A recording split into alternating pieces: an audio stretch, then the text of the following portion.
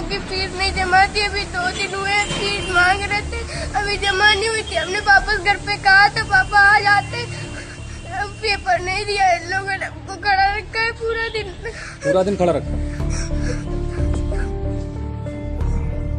उन्नाव जिले के बांगरमऊ में एक प्राइवेट स्कूल में कक्षा 6 की छात्रा 11 साल की अपूर्व सिंह को गणित का इम्तिहान न देने की अनुमति की वजह से ये वीडियो वायरल हो गया।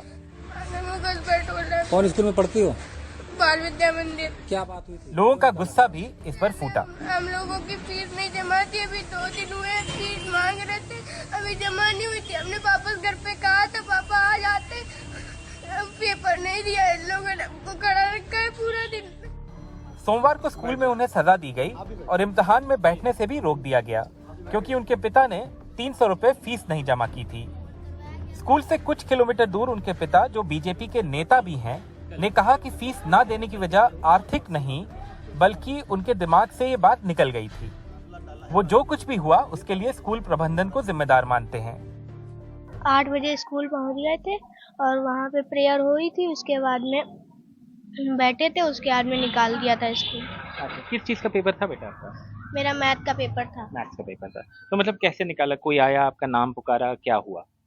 मैम सर ने उनको पर्चा दिया था, उसमें पर्चे में नाम लिखे थे सबके और नाम बोले, सब बच्चे उठ के नीचे गए थे। 2 दिन फीस लेट होने पर बच्चे को जो है बाहर निकाल दिया जाए और बच्चे को मानसिक प्रताड़ित किया जाए और बच्चे को 1-1 घंटे धूप में खड़ा कर दिया जाए, ये बहुत ही गलत बात है और निंदनीय है।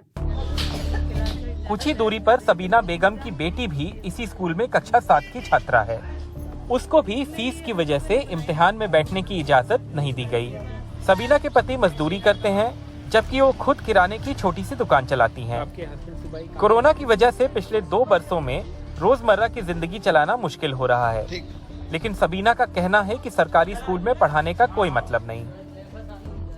सरकारी स्कूल में पढ़ाई हो तो सरकारी स्कूल में भी भेजे हम, पर हम देखते तो हैं, आप सरकारी स्कूल में खुद ही आप जाके देखिए क्या होता है, तो कौन पढ़ाना चाहेगा।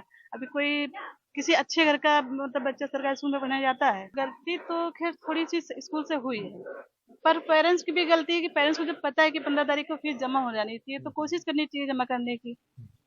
बिल्कुल कोशिश करनी चाहिए ना कि हमें बच्चे को 15 तारीख को तक देना है, तो कुछ तो मैनेज करना पड़ता है घर में। अगर ऐसे मैनेज नहीं करा तो कैसे? हम भी मैनेज करते ही हैं, कुछ ना कुछ करके अपना बचा के घर से कुछ भी मतलब। यूपी के ग्रामीण इलाकों में और शायद देश में बाकी जगहों में भी प्राइवेट स्कूल्स में शिक्षा एक एस्पिरेशन होता है, खासकर उन पेरेंट्स के लिए जो गरीब बैकग्राउंड से आते हैं। उन्नाव वाले केस में शायद ये बहुत अनफेयर है कि जो स्कूल एडमिनिस्ट्रेशन है उसने एक बच्चे को सजा देनी ठीक समझी, ना कि ये करना कि जो भी मैटर था, चाहे फीस का मैटर हो चाहे कोई और, वो डायरेक्टली पेरेंट्स से सुलझाया जाए। एक बच्चे को टारगेट करना शायद बहुत ही अनफेयर था। विवाद खड़ा होने के बाद उन्नाव प्रशासन ने कहा है कि स्कूल की यूपी बोर्ड की मान्यता रद्द करेंगे। स्कूल प्रिंसिपल सजा को गलत मानते हैं लेकिन फीस मांगने को सही ठहराते हैं। फीस ना देने को लेकर वो अभिभावकों पर भड़कते भी हैं। ये तो गलती है, एक बच्चे को एग्जाम देना चाहिए था, लेकिन मजबूरी हम विद्यालय वालों की ये है कि यदि एग्जाम के समय फीस नहीं आ पाएगी तो 2-2, 3-3, 4-4 महीने तक कुछ गार्जियन फीस नहीं जमा करते हैं। विद्यालय में और अध्यापकों को यदि वेतन नहीं समय से मिलेगा तो वो नहीं पढ़ाएंगे। इससे भी बच्चों का ही नुकसान होगा। और सेंसिटिव रहेंगे और गार्जियन से संपर्क बनाए रखेंगे। लेकिन उन्नाव की घटना अकेली नहीं है।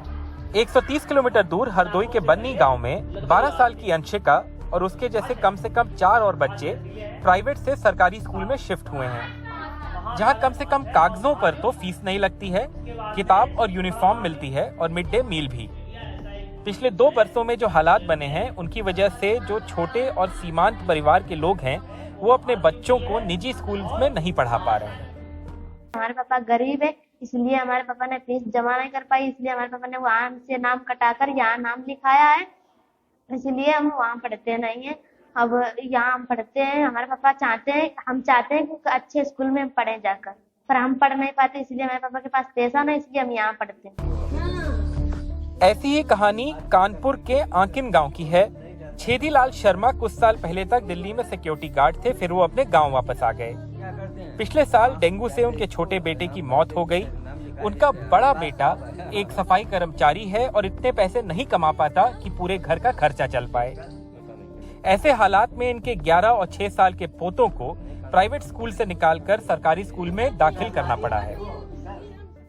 अब हम तो कर नहीं सकते, 71 साल की उम्र हो गई मेरी, अब हमारे बस के बाहर है। पढ़ेंगे तो अपनी भाग्य से, नहीं पढ़ेंगे तो अपनी भाग्य। हम बहुत परेशान हो गए, हमको उलझन हो जाती। जिसका 28 साल का बेटा खत्म हो, रात भर नींद नहीं आती। पहले जहाँ पढ़ते थे वहाँ ज्यादा अच्छी पढ़ाई होती थी कि अब? पहले वहाँ पर अच्छी होती थी। उत्तर प्रदेश के ग्रामीण इलाकों में प्राइवेट स्कूल्स में अपने बच्चों को पढ़ाना हर किसी के बस की बात नहीं है, लिहाजा सिर्फ सरकारी स्कूल का रास्ता बचता है, लेकिन वो रास्ता सबको नहीं भाता। मोहम्मद आसिफ, गौरव शर्मा और राजेश गुप्ता के साथ आलोक पांडे, NDTV इंडिया।